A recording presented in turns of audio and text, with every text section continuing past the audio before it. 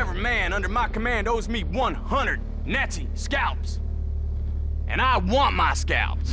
Hi everyone, welcome back to 3 Kilobytes. Today we're going to be reviewing the Blu-ray movie Inglourious Bastards. Michael, take it away. I like to be called the Bear Jew in this review. Inglourious Bastards is a great movie. If you haven't seen it already, the story is about a team of American soldiers fighting Nazis. Called The Bastards. The trailers promoted this movie like it's a big action-packed shoot-'em-up movie, and it really is not. There's not that many action scenes in the movie. It's more of a talking flick. In fact, there's a bar scene that's half an hour long. But you think, oh, talking, I don't want to see this. No, no, no.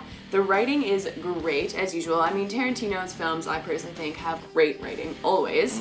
And it's always entertaining. The acting is amazing. The bad guy, oh my god, I've never seen a better bad guy. Christoph Waltz, holy amazing. Shit. Wow. Holy shit. He's a god. He's fucking Darth Vader in this movie, but better. But better. I've never seen a bad guy that I was so disturbed by one moment and then the next moment laughing because he's so funny and silly. Yeah. What's your flinching?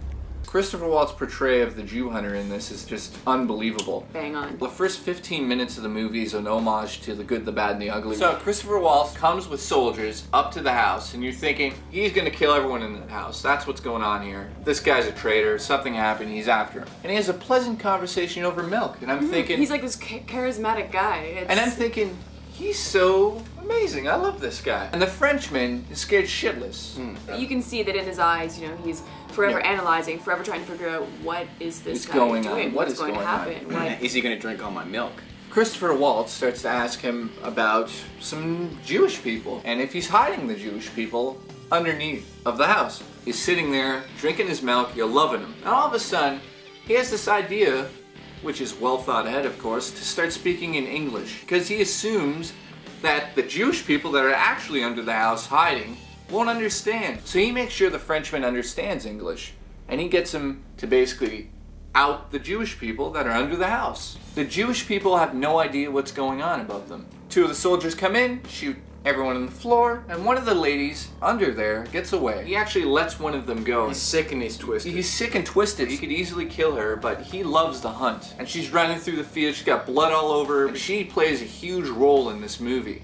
And it's almost... She's excellent in it, I have to say, too. It's a huge foreshadow to the ending of the movie, of course. The acting in this movie overall I thought was amazing. Brad Pitt I felt was the only place where it kind of dropped. Horrible. I just didn't like him at all. He was irritating, his accent was annoying. Do you think he was just too big for that role? Yeah. That's about it. Mike Myers is there for one purpose, to push the story forward in an obscene way. They're making fun of it. It's basically Austin Powers, you know, as an older British dude. It's really fucking bad. I don't know what Tarantino was thinking in that aspect, but if he wanted us to think this is a shitty scene, then guess what? It's great. Other than that, there's certain things in this movie that are fucking spectacular. The settings in the movie are amazing. It takes place in France. Berlin. You know you like Berlin. I love that city. So there's 3 major chapters, but technically I think there's 6 or 7. So the 3 major players in the movie are the bastards, the actress, played by Diane Kruger, and the final girl that the Jew hunter lets go in the beginning of the movie. They all come together just like a Tarantino film, and in the end of the climax is just spectacular. It has some cinematic moments that will be remembered forever. First special feature that we watched on here was the roundtable discussion with Brad Pitt.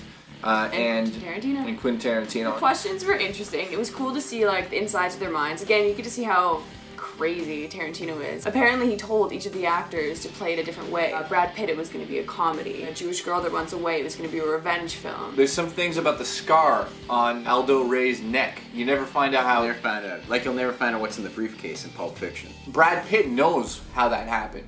As a character, he wanted to know how that happened, and Tarantino wrote that all. Tarantino also wrote backstories for all of these characters, so I found that amazing. So the roundtable Q&A, it was okay, but I mean, it felt like Brad Pitt and Tarantino were just kissing ass the whole time. Yeah, they being like, oh, you're so good. No, you're so good. Oh, your so cock's good. big. No, and honestly, I would have rather had Tarantino and Eli Roth. I felt that Eli Roth played a bigger role in the making of it, since he did direct Nation's Pride. And they didn't even fucking mention him once. He was great also as the Jew Bear. Right, here's the Jew Bear.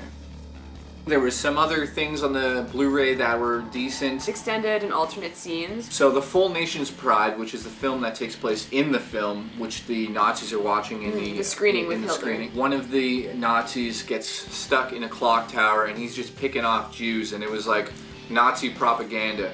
and that's actually directed by Eli Roth. Other than that, there's not much on this disc. I'd prefer to have a commentary from Tarantino, but it'd probably be a lot of him talking about Sam Jackson's balls or something. Digital copies that they add on Blu-rays are shit. I wish they wouldn't include it with the Blu-ray and maybe bring down the prices of these Blu-ray discs. 99999. So I give this Blu-ray 8 out of 10. Give it an 8. It was cool. There were some neat features, but nothing really blew me away. I gave it a 7.5.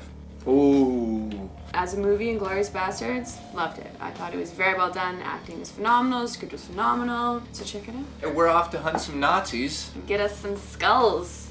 Not skulls, some scalps. Oh, okay.